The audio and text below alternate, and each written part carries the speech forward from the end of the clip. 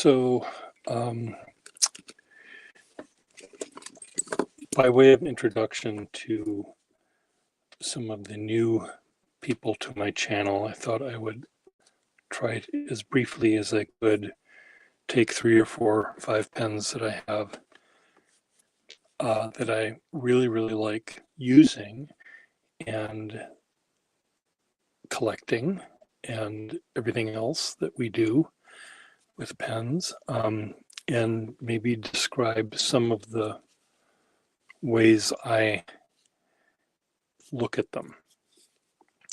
Uh, Among the many models that anyone can find easily at a pen show is the Eversharp Skyline. And they came in, I don't know, nearly a dozen different colors.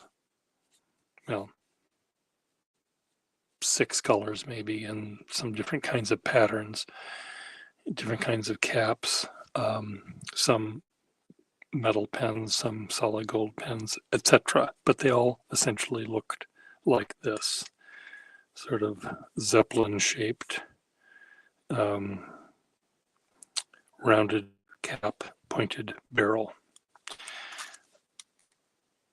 The pens that Wohl Eversharp made, especially at this time in the 40s, had really, really strong, robust nibs.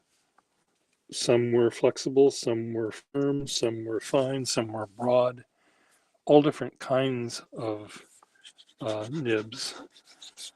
So you have to uncap them to find out what you've got. But I find them really, really good to draw with. I feel they're very strong. I can sort of push the pen on any sort of surface without worrying about them getting damaged or breaking the nib or tearing the paper or anything else that can happen with the nib and paper. I probably have sold more of these pens than any other model. And many of the people that I sell these to are people that are sketchers, that draw, that are artists, that like to do drawings with their pens. So Skylines are great for that. They also are good for calligraphy. Hello, Mr.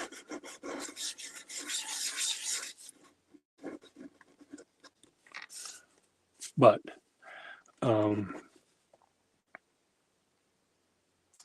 usually when I have one of these in my pocket, I'll be drawing with it. Atomic Elf came on board here, and I think you're the one that lives in California, right? So anyway, there's this one. You can probably find one of these at a pen show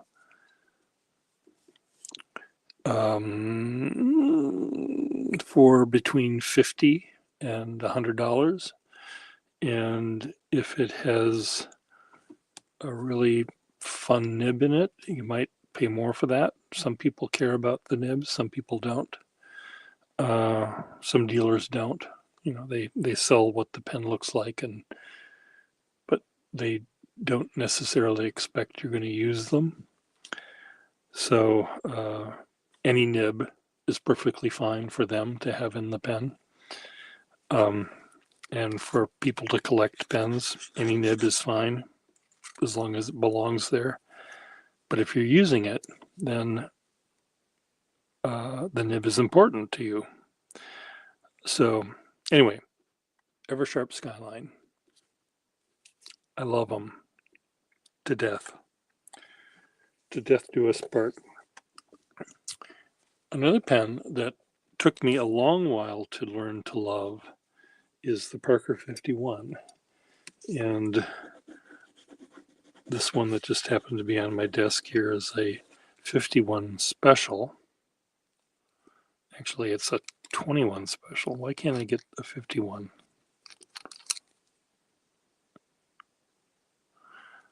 Well, I'll show you what one looks like, but this is essentially almost exactly that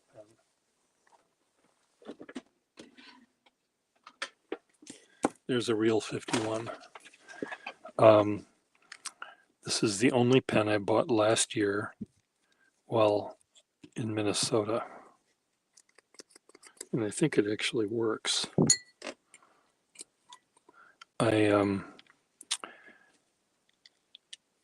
But this particular pen shows an example of why I like certain kinds of pens, and here's a good reason. I do actually find names on pens or initials, engraved personalization on pens to be actually kind of fun. Most collectors don't like that unless it's someone famous. But yeah, I think this needs a new sack in it because it's doing that. When the rubber diaphragm is no longer functioning,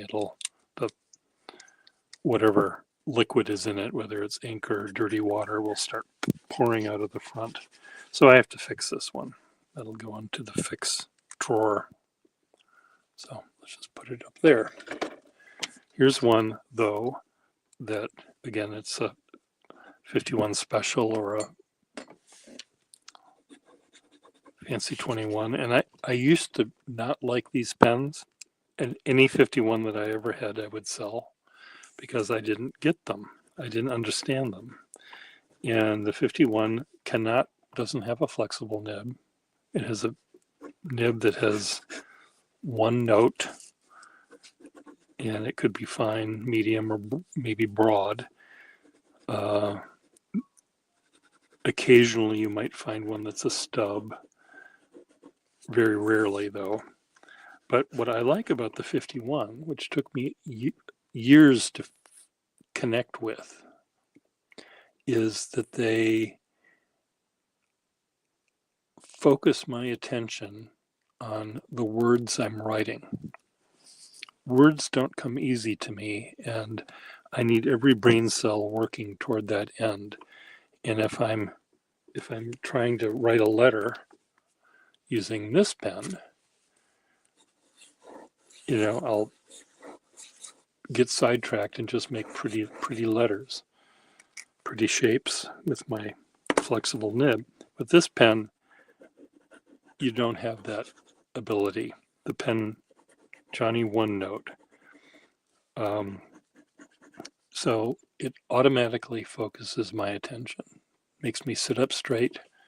Well, nothing makes me sit up straight, but it makes me focus. The 51, as with many pens, you can flip it on its backside and you can get a thinner line. So sometimes the 51 nibs that I like the best are the ones that have the biggest range between the right side up and the upside down, because again, it helps me with my editing. If I'm writing a sentence that has all the words I want and think about, and I go back and look at it and think, oh, I didn't really want that word, I want this word, and I'll flip it upside down and squeeze my new word into where the old word was.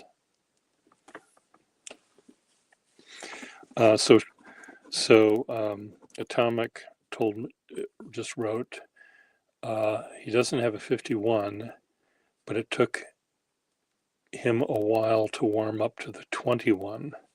Now it's one of his favorites.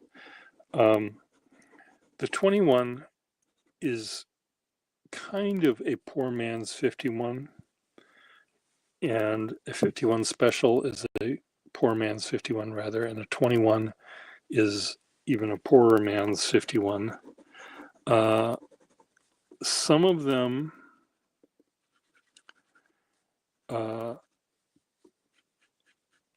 many of them were made with this plastic that cracks all by itself. You don't have to throw it across the room to have it crack. It can crack sitting in the drawer, sitting in its original box. It can crack.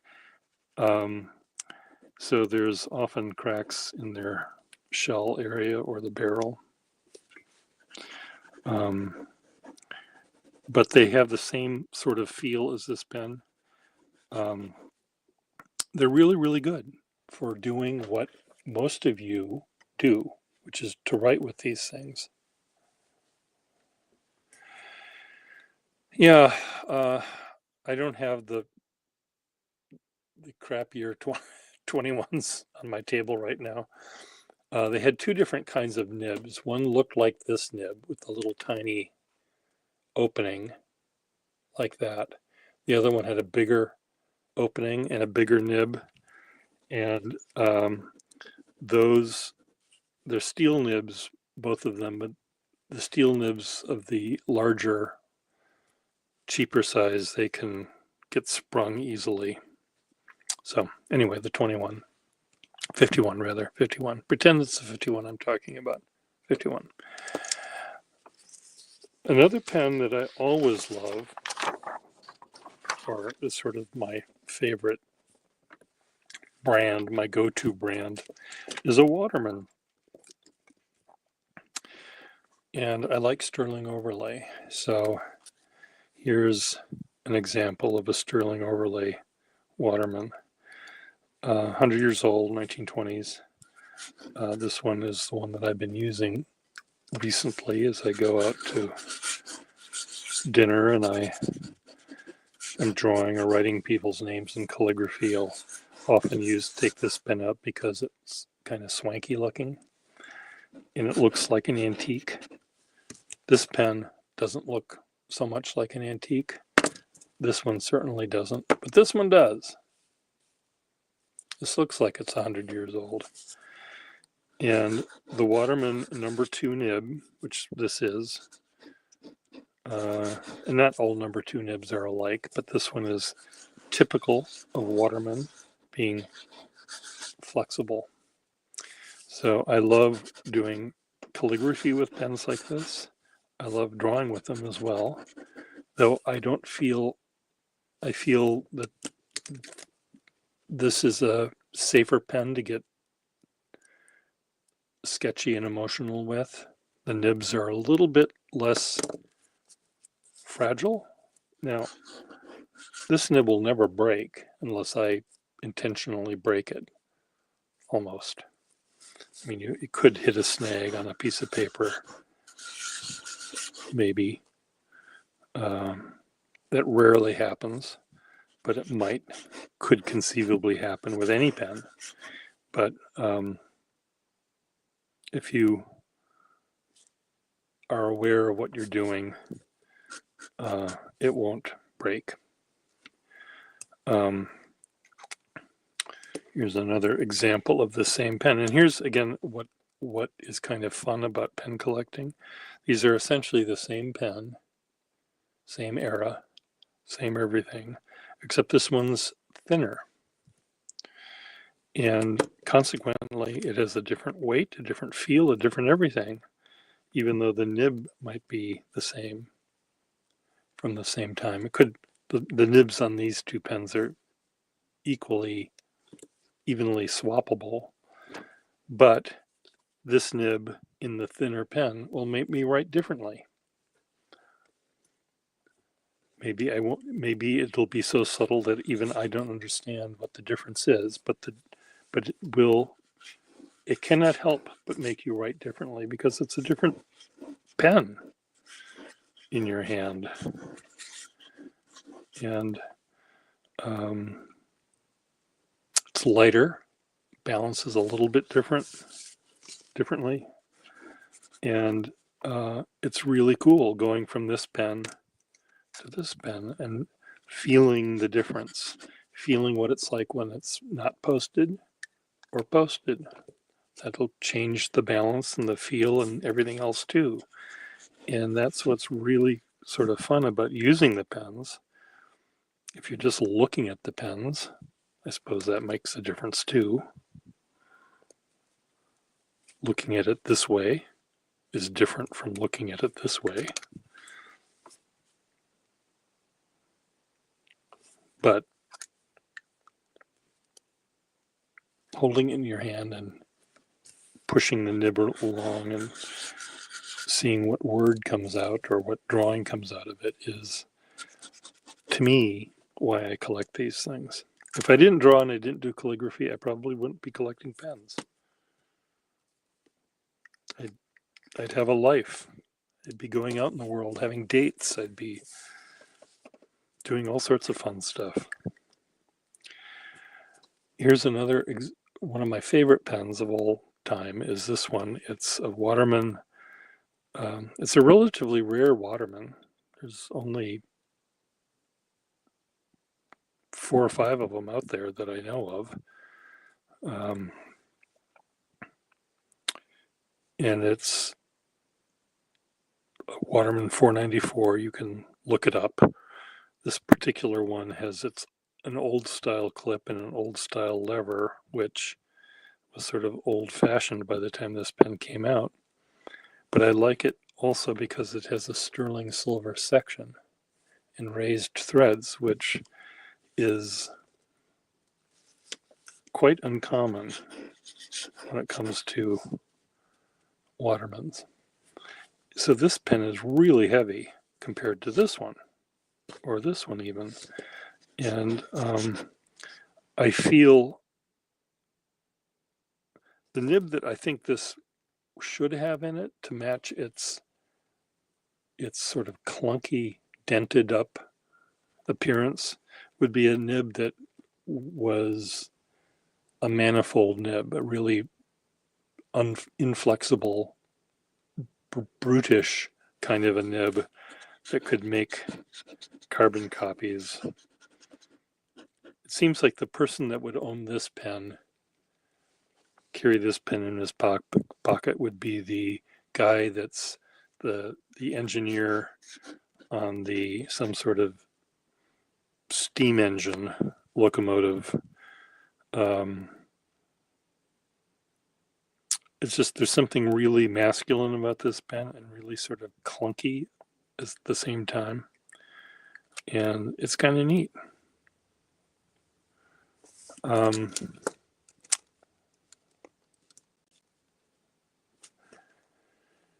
Atomic says he is a modern Waterman. It's reliable, but plain and uninspiring. Modern Waterman pens, I think, I've never owned one, but I think one day I would like to maybe have an Edson. I liked them because they were sort of a Waterman pen that it was a love child of some sort of Waterman and a Sheaffer PFM. There's something genetically funny about that pen. Its parentage, its DNA is suspect. But I kind of like the way the pen looks from a design point of view. I think that kind of a nib and a PFM kind of nib, they're never going to be really flexible. And it seems like you could easily press down too hard on them and end up having to bring the pen in to get repaired, because you can't just yank out the nib. You have to like disconnect it from the inlaid nib that if you even try to take it off, you'll probably break something. So I tend not to trust those nibs. There are 8 people watching. I don't know who any of the 8 people are. If you're new to me, welcome here. If you have the ability to say hello, why don't you say hello?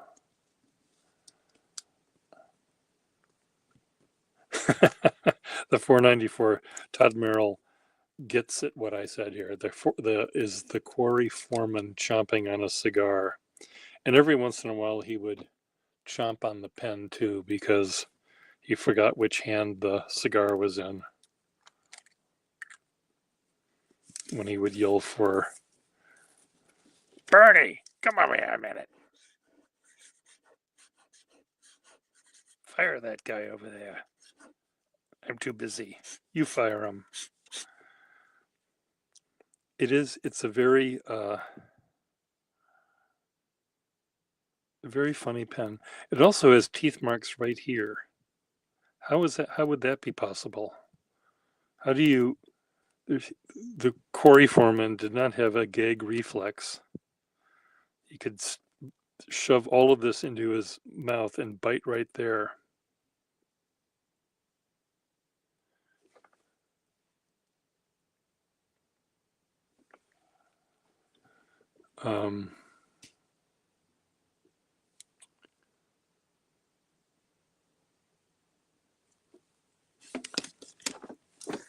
So anyway, Todd, Hemingway Jones aired the interview he had with me yesterday. So watch that if you'd like. He's got nothing on Linda Lovelace. One of the things that happens in this room on my channel, this doesn't happen on other people's, not on Wasky Squirrel's channel, not on PDF XYZ Brown's channel, not on Wasky Squirrel's channel, not on Hemingway Jones's channel. We go right into the gutter. Any little tiny bump in the road, we're in the gutter, and we sometimes just stay there. So it may not be meant for children, my channel, and it's probably not meant for many adults. This is a lovely engraving on it. The cursive letter R.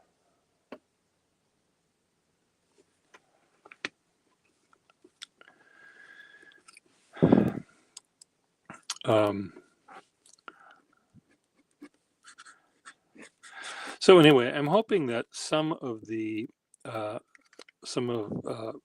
Hemingway's followers will visit me and not be frightened by my language or befuddled by my lack of script and inability to finish a sentence that I've started because my mind wandered to something else. But I think I do offer some things to the pen audience that other people don't offer, and it's dissecting the writing experience a little bit differently, or in more depth, or perhaps with wider, no one else on the YouTube sphere really talks about what pens smell like. Sometimes they might say the new pens that Nathan Tardif makes smell funny, and they do. And his ink might smell funny, and it does. But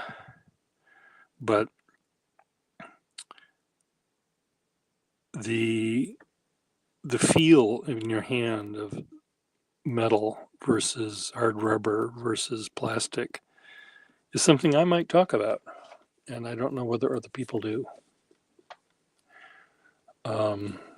so much, or with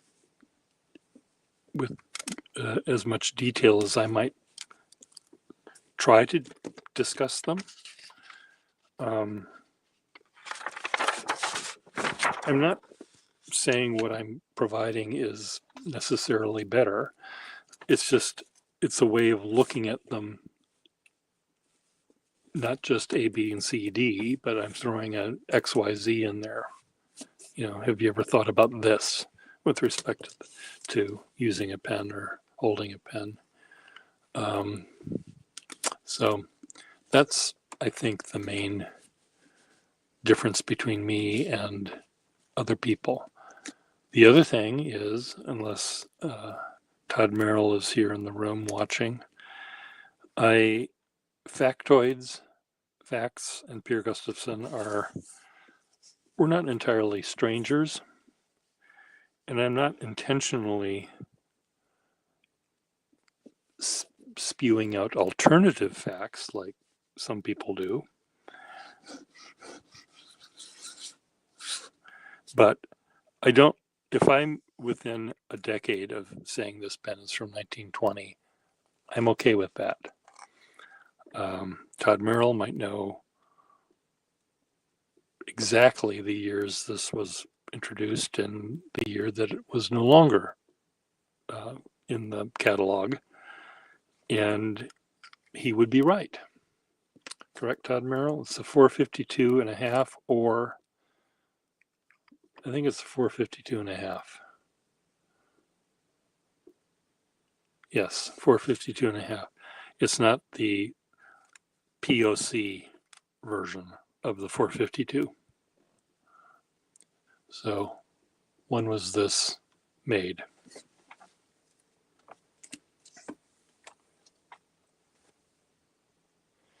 This is the POC version of this pen. They're almost identical, but without looking at the number on the back, the difference is seen in the threading. This one on that side has raised threads. This one does not. So that's one of the reasons why this pen is different from that one. This is the rarer of the two. See, I told you he knew. The POC was before 1907. So did they make 452s at the same time in 1907, or was this earlier than the other? This is what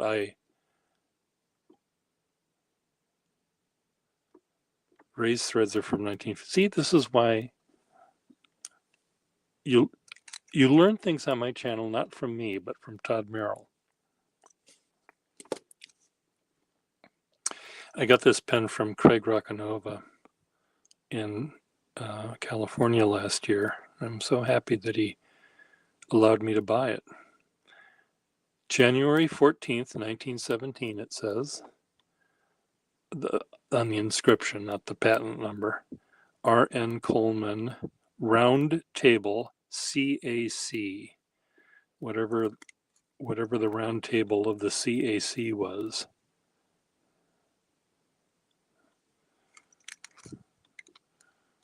The something athletic club, maybe.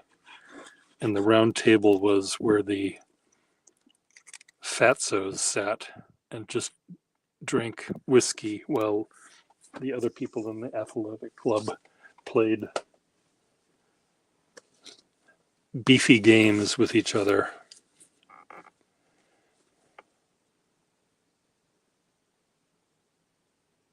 Numbering system changed in 1917.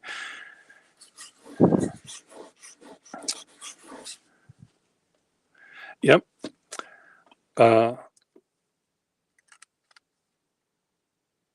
This is where Todd knows. 12 PSF was made in 1915 and 1916 and became the 52 in 1917.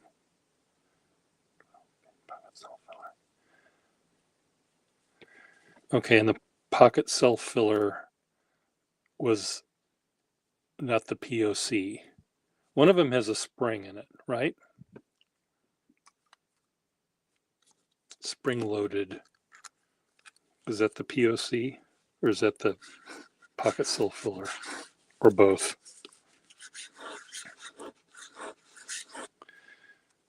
One of them, the lever is not spring-loaded.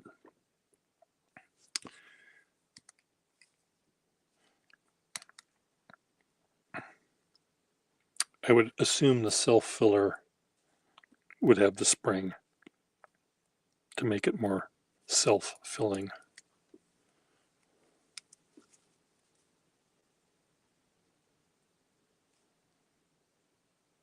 Oh, the POC. Okay. Eyedropper with the screw cap. So then they became the 72 series.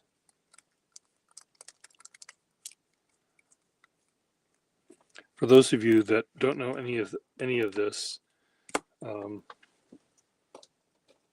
you can learn it. Easy to do, but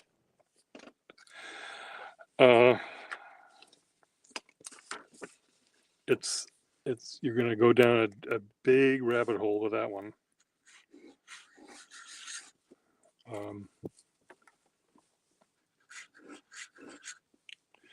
I think that here's a factoid that I know, that Todd knows, that really everyone knows, that understands old pens, and that maybe modern pen collectors going into the vintage pen do not know. When you say a number 2 nib, all that refers to is the size of the nib from essentially there to here, and the curvature of the metal. Has nothing to do with how the pen writes or the size of the tippy point there. Nothing to do with that. And a number 2 nib and a number 8 nib, they differ only in the size of the nib. And yes, I would suspect if there was a way for you to magically enlarge a really super flexible number 2 nib to be as big as a number 8, it would obviously be able to make a line that is X times bigger and fatter and thicker. But for the most part, they don't do that. They tend to, and could they have done that, Todd Merrill? Could they have made, if I had a number 2 nib that made something that fat, you would think a number 8 nib should be able to make something that's maybe that fat on the downstroke, but I don't think they necessarily did. I think they didn't take advantage of the pounds of gold that they used to make that nib to make it be extra flexible. Yes, and different companies made different. Like I think probably a Schaefer number 2 is a little bit bigger than a Waterman number 2 self-filling nib. I don't know that for a fact, but I would guess that would be the case. But the difference in flexibility and the size of the line that is produced by a nib generally is not determined by the actual physical size of the nib, for the most part. You know, there may be exceptions, but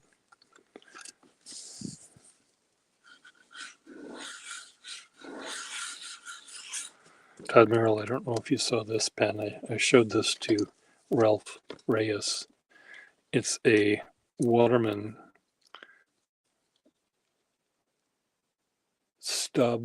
flexible stub nib. The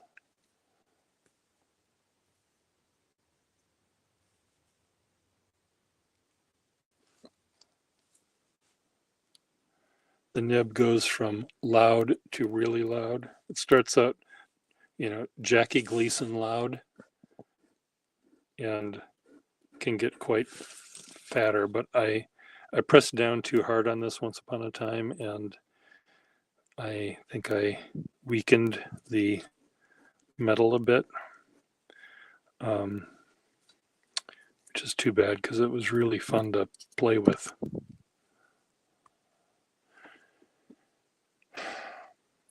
Yeah, it is it's of all the pens I have, this is the only one like it. It's really flexible and really broad. We agreed that two nibs made by the same company that are identical other than size, but both flexible, the larger nib will be more flexible. Proportionally thinner. Yes, I agree with that statement to the point that I can right now. I don't want to get into a pissing war with either one of you, Otto or Todd Merrill.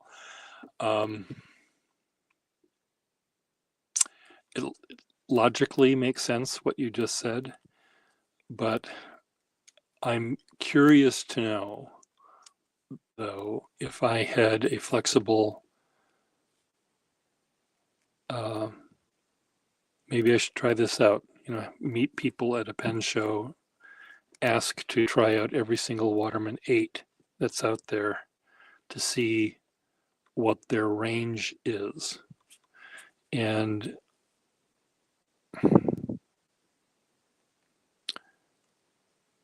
you would think that they could make it be twice or three times fatter than a number 2, but I don't think they ever did that. I don't think I think part of the issue might end up being the feed of the ink flow. There'll be a point at which, no matter how many spoons you had in the spoon feed or how thin the ink was, it seems like there would be a chance of railroading at some point. But again, I don't know this. This is something that has to be studied by someone with graph paper and calipers and some sort of scientific device to that registers the amount of pressure added to a pen nib to make it flex and all of that kind of stuff. And it's entirely doable. And if this was written up in the New England Journal of Medicine, the fountain pen edition of the New England Journal of Medicine, and peer reviewed, the number of people that would care about this would be, from left to right, Pierre Gustafson, Rob Morrison, Todd Merrill, Otto Yang, maybe David Nishimura, maybe Nicola Peng, maybe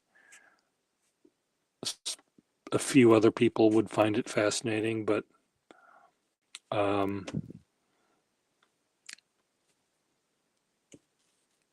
it won't go over the heads of people because the actual terminology is not like reading an actual report about it, the efficacy of a particular drug in the New England Journal of Medicine, but it wouldn't really interest all that many people, I don't think. But you're right when you just said it really feels like that when you're using them. It does feel differently when you're using a bigger pen in your hand. You're holding it differently. You might think it writes differently. You might think you stand up straighter when you're wearing a 3-piece suit. You feel like you're standing up straighter, but maybe you're not. If you actually went over to you had your doctor's appointment wearing sweatpants and a t-shirt one year, and then you go back, or one day, and you go back the next day because they lost the records or somehow misplaced the records and you were wearing your three-piece suit, would you stand up straighter? I don't know, maybe you might, but I think you probably wouldn't, but you feel like you did. So there's all of that. Fountain pen flexibility and the link to mental health. That's the one. If you care about fountain pen nib flexibility, how crazy are you on the mental health scale? So anyway, it's just interesting. And I think, you know, if someone had all the time in the world and all of the money and all of the devices needed, I think that there could be a way that this could be proven one way or the other physically. And then if you had that much more money and people in the world to test, you can find out whether people actually perceive it differently than it actually is. But double blind test. One of my friends assured me that he could tell the difference between a gold fill metal pen and a sterling metal pen and a solid gold metal pen without looking at them. He could just sense it in his hands. And so I tested him on it, and he was wrong on all counts. And so what are you up to today? Anything? Nothing? Okay. Remember, tonight we have that party to go if we want.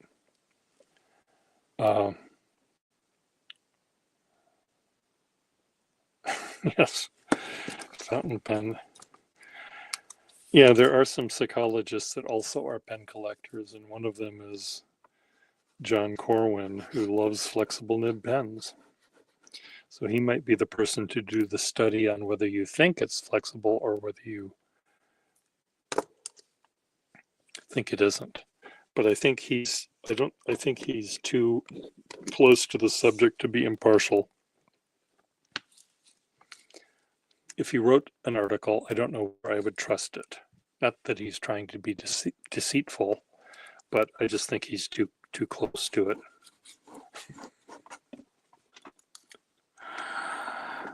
I once sold him a pen. Whenever I see him at a pen show, I don't think I'm saying anything that is slanderous right now, but he would write his name over and over and over and over and over again. And the only thing I'd ever see him write was his name, which is a perfectly legitimate thing to write. If all he does is sign his name, you know, let's see how well it writes John C. Corwin, MD, or whatever he writes. And I told him, I said, when I finally sold him a pen, I said, John, I'm so sorry, this pen will never ever write a lowercase e ever again. And he said, what are you talking about? And I said, you don't have a lowercase e in your name, John. The only thing you write is your name. That's all you've ever written with any pen in all the decade long that I've known you. And he laughed at that. But yeah, being biased is okay. I mean, I think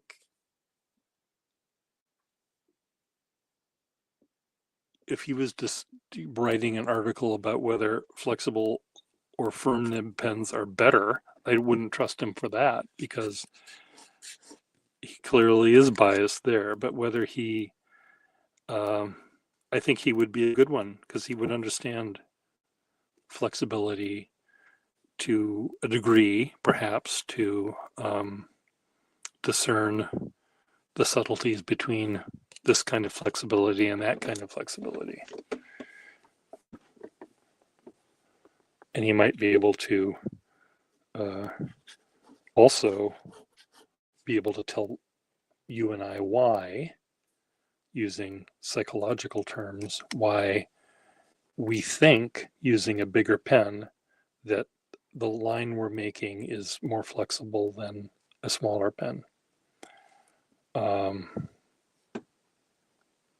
Though in my mind, writing a writing it with a number 2 nib and making a big fat line, it almost seems like it's thicker using a skinny little pen than a 56, because it, proportionally looks a lot wider than the 56. Okay, here's the question for me, and then it's time for me to have lunch.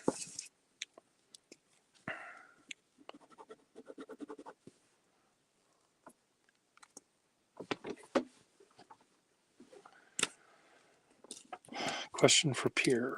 What will that question be?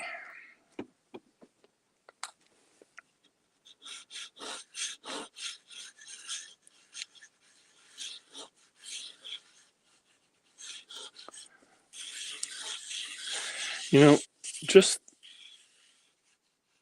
this works with mini pens, of course. The weight of the pen will make a line. In this one, I'm not pressing down, and it is making a line. You don't see it because it's sort of just dirty water I'm using, not actual ink. But it's so lovely seeing just the faintest line that a pen can make and still have it be full of making a solid line that isn't skipping. Okay, what's great about manifold nibs that they don't distract you with that in terms of variation.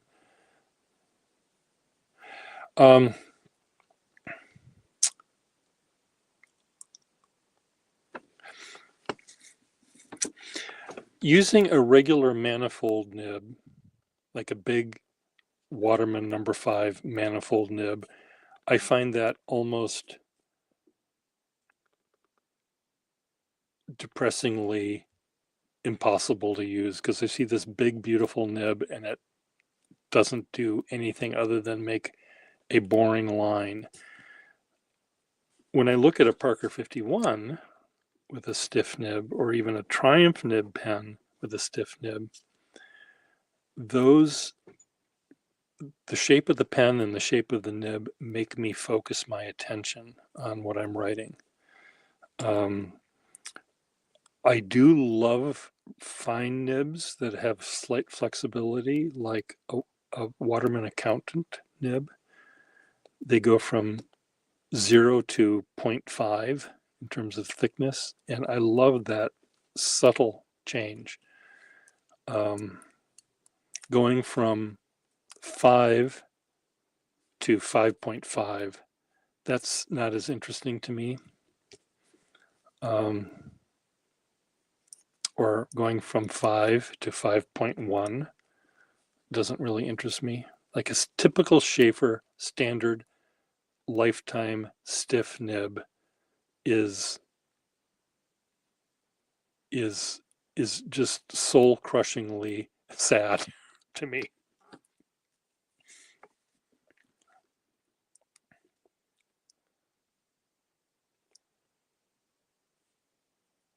Oh, well, here someone wrote about Mental Health Day.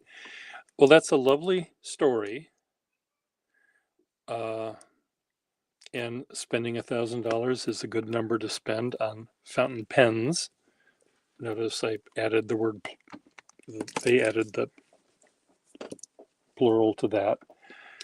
You could get, for $1,000, you could get 10 really good pens at a pen show, vintage pens at a pen show that have 10 different kind of nibs, and your heart will be full of song for the rest of your life if you just dive into those 5 different nibs and that sort of thing. Now, journaling, if you're using it to journal with, where you're actually writing down the feelings that you have about your job or your boss or your wife or your boyfriend or your children or whatever, journaling is probably a good thing to do for your mental health. It doesn't work texting, though. Donald Trump can text all day long, and it's not going to help him one bit. He's going to continue to be an unhappy, miserable person. It won't help his narcissism one bit. Tina, my cat is having a meltdown right now. She sounds like, cats sometimes sound like before they vomit. And this cat is now just running back and forth, just being crazy. Tina, what's wrong with you?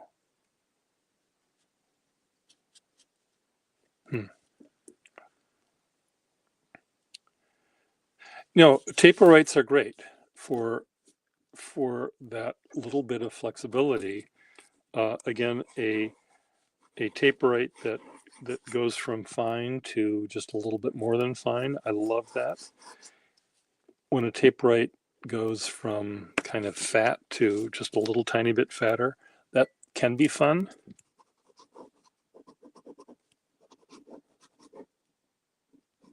This is one of those pens. It starts out kind of loud, but there's a little bit of oomph to it, so you can get some variety.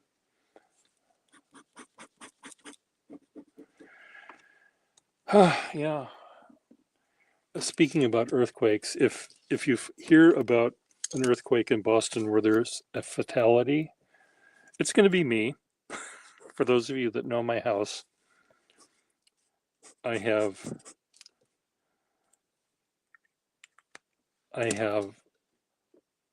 let's say a dresser, a big Empire style dresser. On top of it, I have a piano stool with one leg missing, and balanced on top of that is a filing cabinet. Balanced on top of that is something else. So any sort of earthquake over the 0.1 is probably going to involve everything crashing down on top of me. Yeah, focused writing, for me, if I'm really struggling at trying to come up with words, 51 is where I go. Maybe a Triumph Nib pen. Triumph Nib pens, again, it just looks, the machine, the machined point looks like a stealth bomber to me. It's like, this needs a target. This pen needs a target. And look at that. That is ready to drop a payload on something and surprise everyone in doing so. It's really a cool design. And this exact pen, this is the brown striped version. This pen in solid black with gold trim is really stealthy looking. And of course, they made the bigger ones with chrome caps and all that nonsense. But whatever this one was called, Todd Merrill would know the name of this. It just looks, like it has a mission, and that mission is to write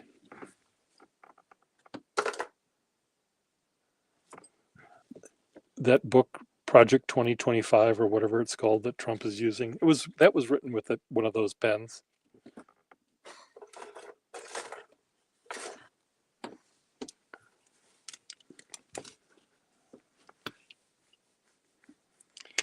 There's a certain evilness that I associate with the Triumph Nib. Maybe just the name. It just sounds like, I'm going to take you out into the. I'm going to beat you up on the playgrounds, Pierre Gustafson. So you just watch your step. Says the bully of the third grade. But look at this. This is, again, like your taper-right that you've been singing the praises of, and yours is a little bit more flexible than this one, but they're really fun having this range from that to that. Pretty cool. But if it went from that to just a little bit more than that, that's not as cool to me. It has to start thin and go wider. Well, I enjoyed chatting with you. Todd, if you haven't heard the interview by Hemingway Jones about talking to me about working in Hollywood, as it were, working on films. You might find it interesting. I think you won't learn anything new from me because I've told you the story before, but you might appreciate it. So, anyway, you all be good. See you later. Bye, Atomic. Bye, Todd.